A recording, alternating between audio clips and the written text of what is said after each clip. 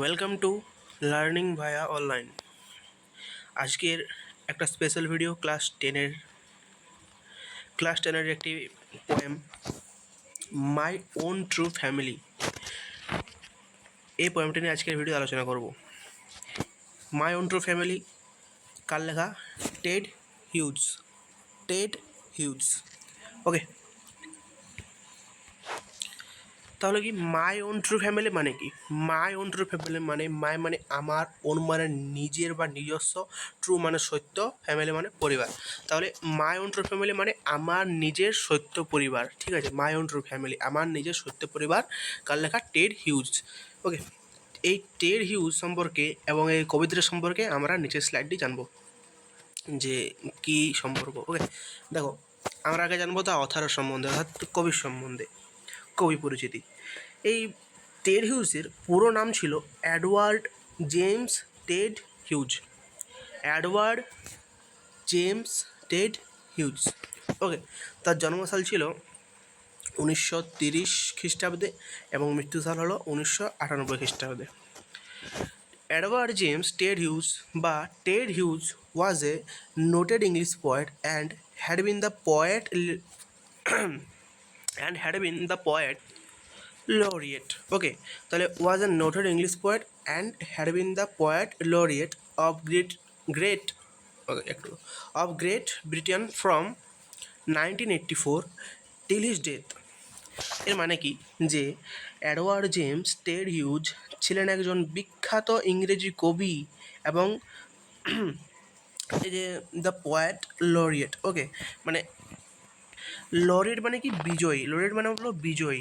তাহলে তিনি ছিলেন একজন বিখ্যাত ইংরেজ কবি এবং 1984 সাল থেকে তার মৃত্যু পর্যন্ত তিনি ছিলেন ইংল্যান্ডের একজন ইংল্যান্ড মানে ব্রিটেন আছে, তাহলে আমরা বলছি ইংল্যান্ডের একজন গ্রেট লরিয়েট, একজন বিজয়ী বা সভাকবি বলতে পারি, সভাকবি।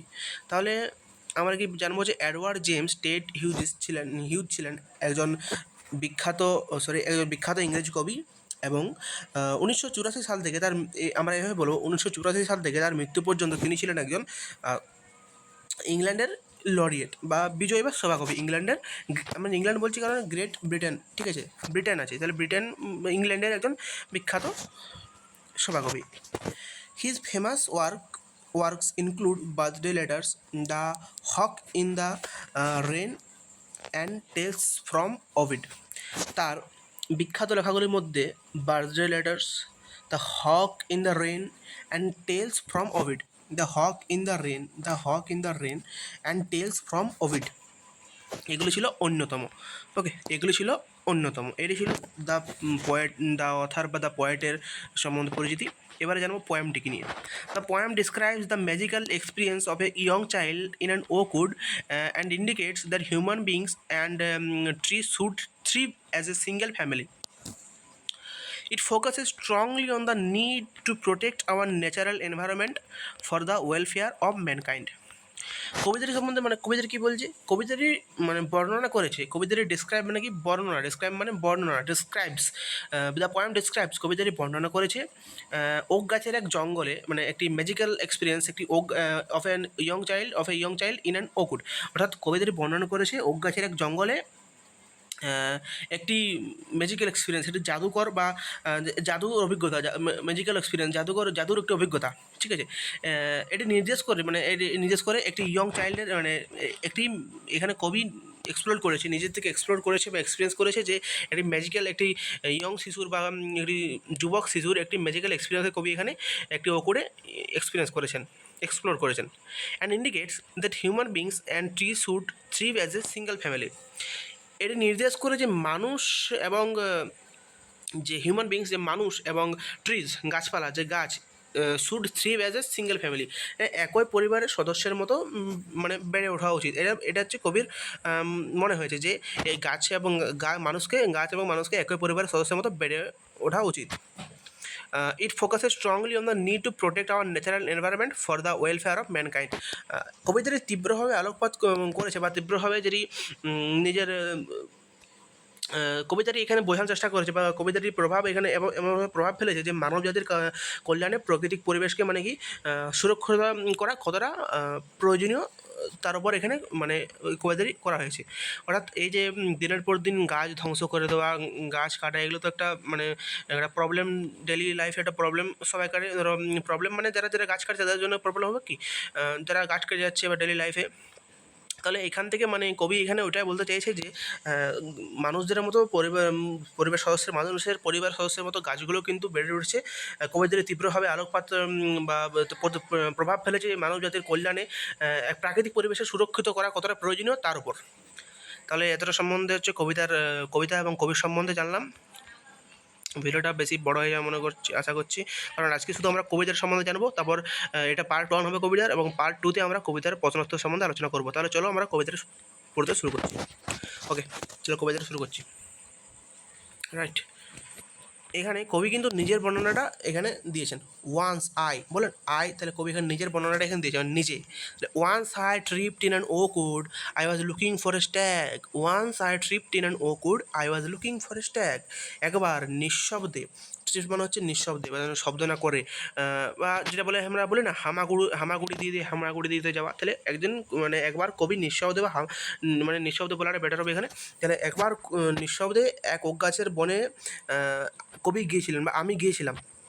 Once I tripped in an oak wood, আমি একদিন হামাগুড়ি দিয়ে একদিন ওক জঙ্গলে গিয়েছিলাম। I was looking for a stag, I was looking for a stag, আমি খোঁজ করছিলাম এক স্ট্যাগ মানে আমরা বলবো মেল ডিয়ার, স্ট্যাগ মানে বলবো মেল ডিয়ার, পুরুষ হরিণ। I was looking for a stag, তাহলে আমি খোঁজ করছিলাম এক পুরুষ হরিণের।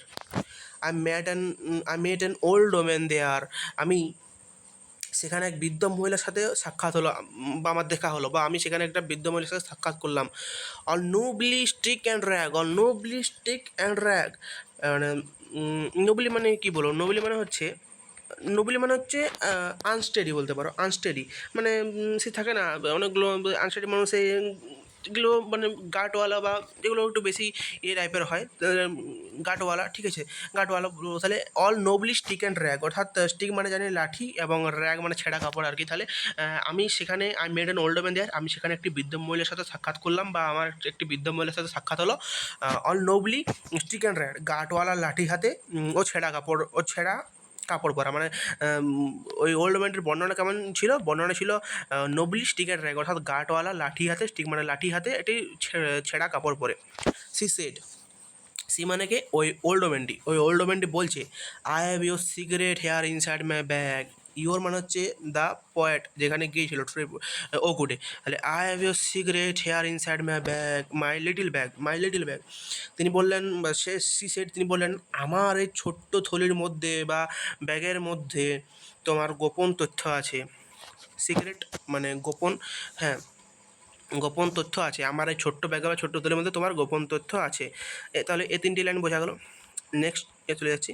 দেন she began to cackle and I began to quack, মানে কি তারপর then she began to cackle, এই কথাটা বলার পরে যে তোমার সব তথ্য আমার এই ছোট্ট ব্যাগের মধ্যে আছে, এই কথাটা বলার পরে দেন সি বিগেন টু ক্যাকেল, তারপর তিনি বলার পরে তিনি খ্যাক করে, ক্যাকেল মানে খ্যাক করে হাসা, তিনি খ্যাক করে হাসতে লাগলেন। এবারে একটা সাধারণ মানুষ যদি দেখে যে এরকম করে হাসে, অবশ্যই তার মনে একটা ভয় জন্মাবে যে পাগল টাগল নাকি। তাহলে এইভাবে দেন সি বিগান টু ক্যাকেল, মানে তারপরে মানে এই কথাটা বলার পরে তিনি খ্যাক করে হাসতে শুরু করলেন, এবং তার হাসা দেখে আই বিগান টু কোয়াক, এবং তার হাসা দেখে কি আমি কাঁপতে লাগলাম। কয়েক মানে কাঁপুনি আসা, মানে কেঁপে, মানে যখন তুমি দেখো না যে একটা হঠাৎ সাডেন তোমার সামনে যদি একটা পাগল আদমি বা মেন্টাল মানুষ যদি চলে আসে, তখন যদি সে হঠাৎ মানে তার মেন্টালের মতো ব্যবহার করতে শুরু করে, তখন তোমার তো ওটা কাঁপুনি মানে ভয় তো আসবে। তাহলে আমাদের পয়েটেরও কিন্তু ভয় লেগে গিয়েছিল। দেন সে বিজ্ঞান, যখন সে খ্যাক করে হাসতে লাগলো কথাটা বলে যে তোমার সব গোপন রহস্য আমার ব্যাগের মধ্যে আছে, তখন কিন্তু লেখক আমাদের কেঁপে গিয়েছিল ভয়ে। She opened up her little bag and I came twice awake. তিনি তার ছোট্ট থলিটি opened up a little bag, তিনি তার ছোট্ট থলিটি খুললেন, আর আমি যেন আরও সচকিত হয়ে উঠলাম, আর আমি যেন আরও সচকিত বা এটা আমি বলছি সচকিত বা চমকে উঠলাম, আর আমি যেন আরও চমকে উঠলাম যখনই আমি যখনই একটা পয়েন্ট জানলো যে তার ছোট্ট ব্যাগে আমার সিক্রেট কী সিক্রেট আছে বাবা, সেরকম করে একটা ভয় তার মধ্যে রয়েছে। তাই যখনই ওই ওল্ড ম্যানটি নিজের ব্যাগ খুলতে লাগলো, ছোটো ব্যাগটা খুলতে লাগলো, তখনই কিন্তু আমাদের লেখক কি চমকে উঠলো যে কী আছে সিক্রেট, আমার সিক্রেট আমি জানি না, অথচ কী আছে। Surrounded by a staring tribe and me tried to stake. তাহলে কী ব্যাপার হলো, যখনই কিন্তু ওই মহিলাটি তার ব্যাগটি লিটল ব্যাগটি খুললো, তখনই আমাদের পোয়েট কিন্তু যে গিয়েছিলো বনে ও করে গিয়েছিলো, সে কিন্তু হারিয়ে গেলো কোথাও। সারাউন্ডেড বাই স্টারিং ট্রাইব, সে কোথায় হারিয়ে গেলো, একটা সে যখন চোখ খুলো বা সে যখন ওই ব্যাগটা খোলার পরে যে ঘটনাটা ঘটলো, সে দেখতে পেলো যে সারাউন্ডেড বাই স্টারিং ট্রাইব, অর্থাৎ উপজাতি দ্বারা পরিবেষ্টিত বা উপজাতি দ্বারা ঘিরে রাখা, ওই তার চারিদিকে সবাই একই দৃশ্য তাকিয়েছে তার দিকে। তাহলে উপজাতি দ্বারা পরিবেষ্টিত যারা তার দিকে অর্থাৎ লেখকের দিকে তাকিয়ে রয়েছে, and me try to stay, অর্থাৎ আমাদের তাকিয়ে, এবং আমি একটা খুঁটিতে বাঁধা। তাহলে আমি এখানে লেখক যখনই ওই কথাটা ব্যাগটা খোলার পরে লেখক যখনই কাঁপতে লাগলো, তখনই কী হলো, সে সারাউন্ডেড আজকাল দেখলো সে উপজাতি দ্বারা পরিবেষ্টিত, ব্যাগটি খোলার পরে দেখলো উপজাতি দ্বারা পরিবেষ্টিত, এবং আমি একটা খুঁটিতে বাঁধা। এটা হচ্ছে point. Okay, they said we are the oak trees and your own true family. তারা বলল, আমরা হলাম ওক গাছ এবং তোমার নিজের আসল পরিবার। They said we are the oak trees and your own true family. কারা বললো? এই যে স্টিয়ারিং ট্রাইব যেগুলো ছিল লেখকের আশেপাশে, তারা বলছিল যে আমরা ওক গাছ, তোমার নিজস্ব ফ্যামিলি, পরিবার। We are chop down, we are torn up, you do not blink an eye unless you make a promise now, you are going to die. Okay, unless you make a promise now you are going to die. কী বলছে? We are chop down, কি হচ্ছে আমাদের কাটা হয়। Chop কাটা, chop chop chop chop করে কাটে না, সে সবজি কাটার মতো কাটা। তাহলে আমাদের কাটা হয়। টোর না উপড়ে ফেলা, জড় থেকে উপড়ে ফেলে বলে না, উপড়ে ফেলা। তাহলে আমাদের কাটা হয়, উপড়ে ফেলা হয়। তোমরা কিন্তু you do not blink an eye, তোমরা কিন্তু চোখের একটা পলকও ফেলো না যখন কোনো গাছ কাটা হয়। এটা সিরিয়াস একটা ম্যাটার, এটা সিরিয়াস কথা, সত্যি কথা একটা। যখন কোনো গাছ কাটা হয়, যখন কোনো গাছকে উপড়ে ফেলা হয়, তার শিকড় টিকড় উপড়ে ফেলা হয়, যখন তাকে একদম উপড়ে ফেলে তার উপর ব্রাউনিং, ঠিক আছে, ব্রাউনিং করা হয়, চপিং করা হয়, হার্ডেনিং করা হয়, টুইস্টিং করা হয়, এইসব যা কিছু করা হয় গাছের মধ্যে, তখন তো আমরা কেউ একটা নজরও দিই না, বা একটা চোখের পলকও ফেলে না, যে যা কাজ করুক, কিন্তু আমাদের কোনো অসুবিধা নেই। তাহলে এরকম এখানে বলছে ওক গাছ, we are chop down, we are torn up, আমাদের কাটা হয়, আমাদের উপরে ফেলা হয়, you do not blink an eye, তুমি চোখের পলকও ফেলো না। Unless you make a promise now you are going to die, এখন তোমাকে একটা প্রমিস করতে হবে, বা এখন তোমাকে একটা শপথ নিতে হবে। এখন তুমি একটা শপথ নাও, না হলে তুমি এখন তোমার মৃত্যু নিশ্চিত, না হলে এখন তোমার মৃত্যু নিশ্চিত। অর্থাৎ এখানে কিন্তু ওক গাছগুলো লেখককে ভয় খাওয়াচ্ছে, বা একটা দিচ্ছে, এটা ওয়ার্নিং টাইপ বলতে পারো, যে unless you make a promise now, এখন তোমাকে একটা শপথ নাও, না হলে তোমার মৃত্যু নিশ্চিত। Next, whenever you see an oak tree felled, যখনই দেখবে যে একটা ওক গাছ কেটে ফেলা হচ্ছে, swear now you will plan to, শপথ নাও, সোয়ার শপথ now you will plan to, তখন তুমি দুটো লাগাবে। অর্থাৎ যখন তো দেখবে যে কাটা হচ্ছে, তখন তো সে একা গিয়ে আর বলতে পারবে না যে কেটো না, তখন কী করবে? তাকে কিন্তু ওখান থেকে ঘুরিয়ে দেবে, যদি বাড়ি যা, ঠিক আছে, এরকম একটা ব্যাপার। তাহলে কী বলছে যে যখন সে দেখবে যে একটি ওক গাছ কেটে ফেলা হচ্ছে, তখন কী করতে হবে? তখন তোমাকেই তখন তুমি শপথ নাও যে তুমি তখন দুটো ওক গাছ লাগাবে। অর্থাৎ ওরা একটি কাটলে তো কী হলো, আমি দুটো লাগাচ্ছি। এটা শপথ নিতে বলছে কারা? ওক গাছ বলছে, লেখককে বলছে। যখন তুমি দেখবে যে একটা ওক গাছ কেটে ফেলা হচ্ছে, তখন তুমি শপথ নাও যে তুমি দুটো ওক গাছ লাগাবে। Unless you swear the black oak bark will wrinkle over you, unless you swear the black oak bark will wrinkle over you, যদি তুমি শপথ না করো, এই ওক গাছের কালো ছাল তোমার ওপর ভাঁজ ফেলবে। যদি তুমি আনলেস ইউ সোয়ার, যদি তুমি শপথ না করো, দ্য ব্ল্যাক ওক বার্ক, এই ওক গাছের কালো ছাল উইল রিঙ্কেল ওভার ইউ, তোমার ওপরে কিন্তু ভাঁজ ফেলবে, অর্থাৎ তোমাকে মেরে ফেলবে, রাইট।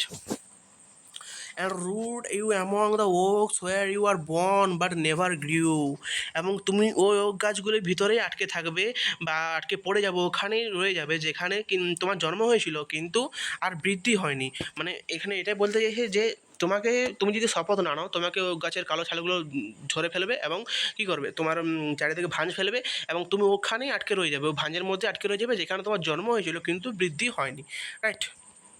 এই লাইনটা একটু ইয়ে লাইন ছিল, স্ট্যান্ডার্ড লাইন, মানে বুঝতে সবাইকার অসুবিধা হয়, তাই এটা ভালো করে বুঝিয়ে দিলাম। এবং তারপরে কি ঘটছে, তারপরে this was my dream beneath the bows, the dream that altered me when I came out of the orchid back to human company. My wall was the wall of a human child, but my heart was a tree. This was my dream. Oh, এই স্বপ্ন আমি দেখেছিলাম, মানে সেটা ছিল তো স্বপ্ন।